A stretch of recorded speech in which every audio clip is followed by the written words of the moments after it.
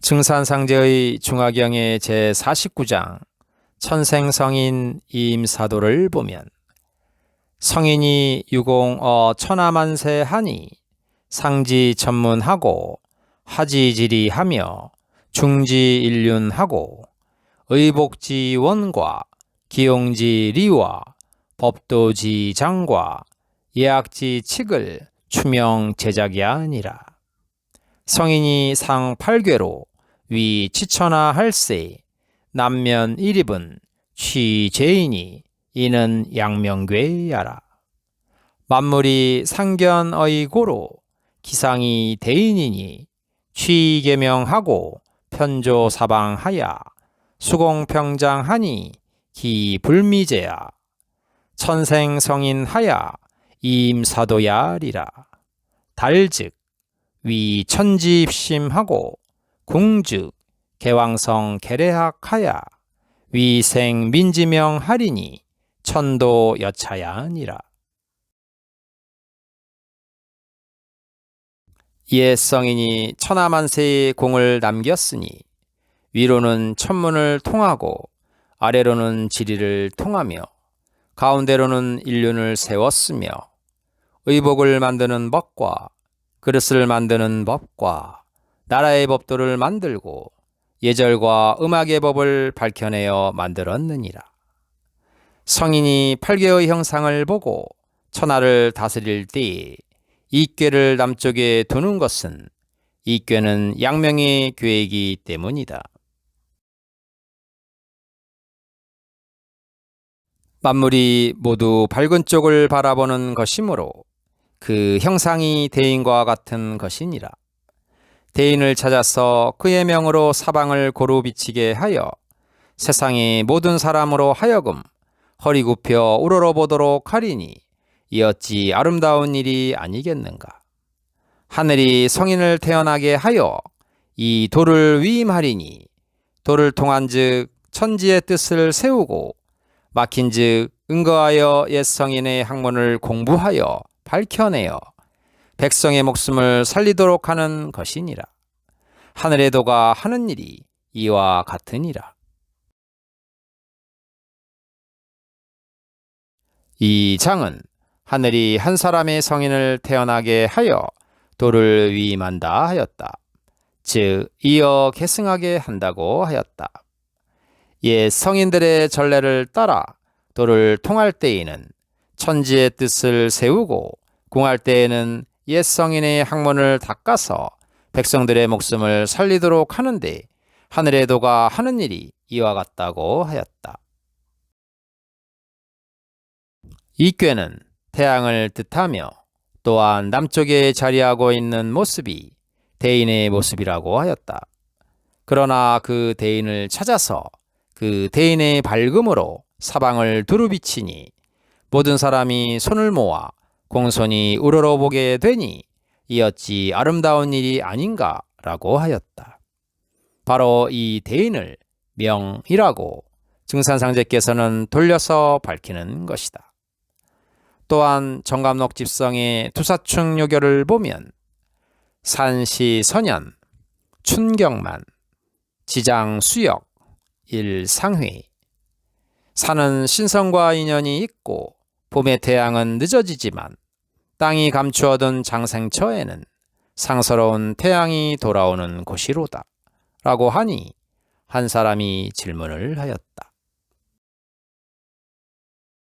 이 장의 글 내용을 자세히 보면 모든 만물이 밝은 쪽을 바라보는 것이 마치 대인의 모습이라 하며 그 대인을 찾는다면 그 대인의 밝은 성덕으로 사방을 두루 비치게 하여 천하의 모든 사람들이 허리를 굽혀서 우러러보게 되는데 이 어찌 아름다운 일이 아니겠는가 하는 말은 이 대인이 바로 태양, 즉 명이라는 말인 걸로 알고 있습니다.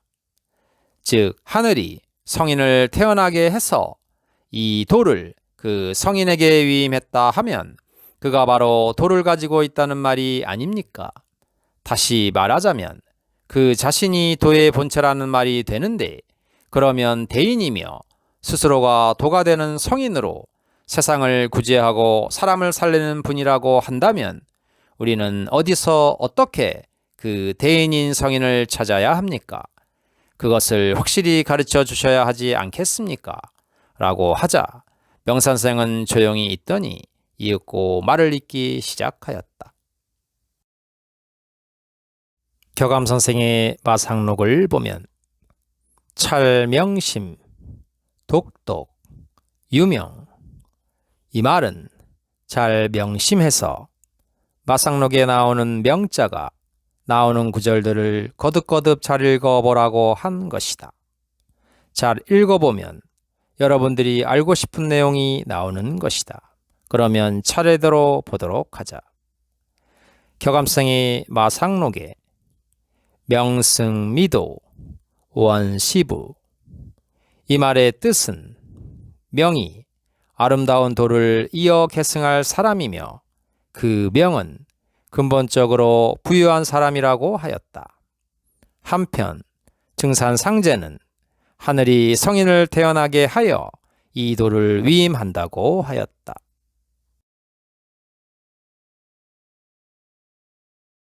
교감선생은 하나님의 명을 받들어 전한다면서 명이 그 도를 이어 계승한다고 하였다. 그 명이 도를 이어받아 계승한다면 증산상제께서 말씀하신 그 성인, 즉 명이라고 하는 것을 우리는 쉽게 알 수 있는 것이다. 다시 거듭 말한다면 명이란 그 성인의 별칭인 것이다. 다시 분명히 설명하자면 그 도를 맡기는 사람은 하늘, 즉 하나님이고 그 도를 이어받아 계승하는 사람은 명, 즉 하나님의 아들인 성인이라고 하는 것이다.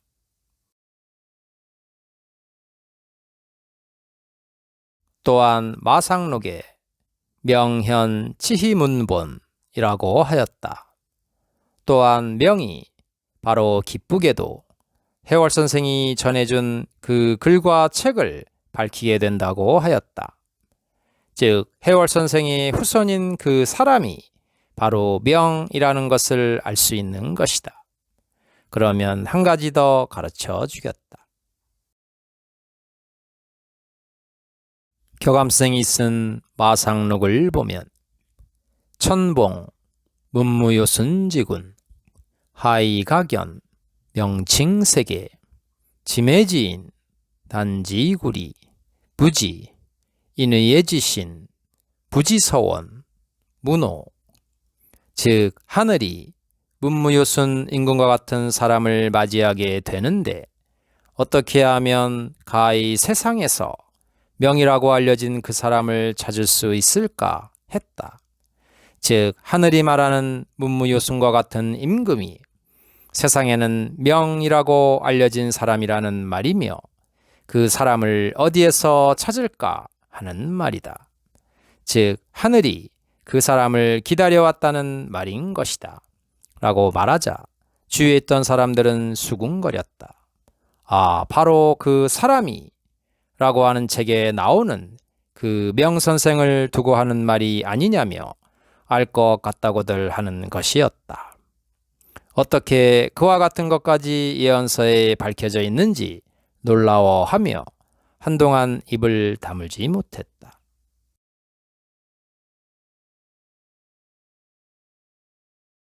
해월 선생은 또한 그의 시 속에서 자기 자손의 후손으로 천지의 제목이며 나라의 동량인 정도령이 태어날 것을 내다보면서 잔치라도 벌이고 싶었지만 먼 미래의 일이라 다만 글로써 그의 마음을 전한다고 하였던 것이다.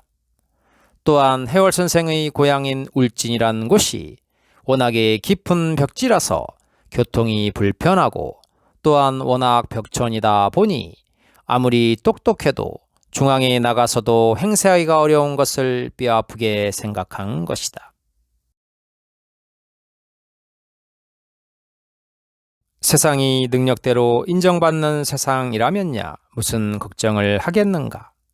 지금이나 옛날이나 모든 것이 인맥이나 학맥으로 출세의 연결고리가 이어져 있으니 아무리 혼자 똑똑해봐야 별 도리가 없는 것이다. 그러나 해월 선생의 후손이 나타나게 될 때에는 그 동쪽의 고향이 앞으로 크게 발전될 것이라고 밝히고 있는 것이다. 그것으로 위안을 삼은 것이다. 그러자 맨 앞에 있는 듯 없는 듯 조용히 있던 사람이 질문을 하였다. 아까 말씀하신 시와 예를 이어받은 말은 또한 무엇인가요? 하고 조심스럽게 물었다. 격암유록 양백론을 보면 천지합덕 양백성인 예법갱정 선성도로 교화만방 광제시에 삼풍도사 풍비례라.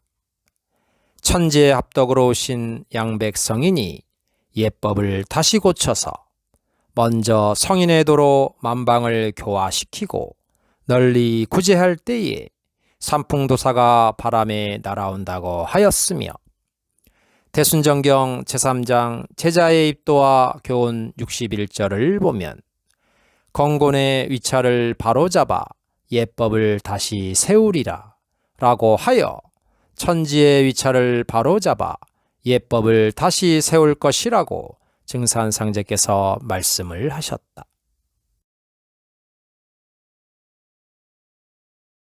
또한 격암승의 마상록에 오륜지절 계일 홍엽도 청학동 진인시야, 즉 세상의 삼강오륜이 무너져 세상이 혼탁할 때 이 무너진 삼강오륜을 바로잡아 이어나갈 사람이 바로 1인 태을이며, 1인 태을이 바로 홍엽도의 청학동 진인이라고 한 것이다.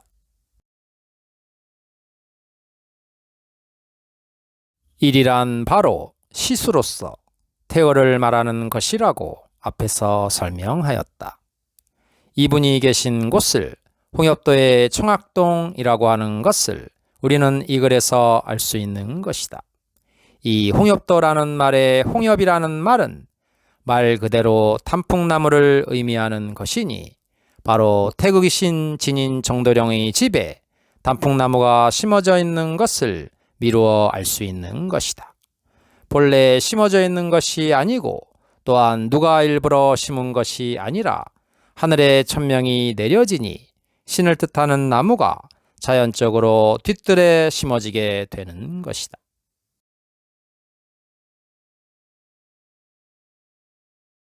여기서 말하는 단풍나무란 신을 상징하고 하나님의 아들을 상징하는 나무 중에 하나인 것이다. 청학이란 말은 이미 밝힌 바와 같이 백학의 아들이 청학으로 하나님의 아들을 상징하는 별칭인 것이니 나중에 자세히 설명할 기회가 있을 것이다. 그러면 이 삼강오륜을 누가 어떻게 이어받게 되는가?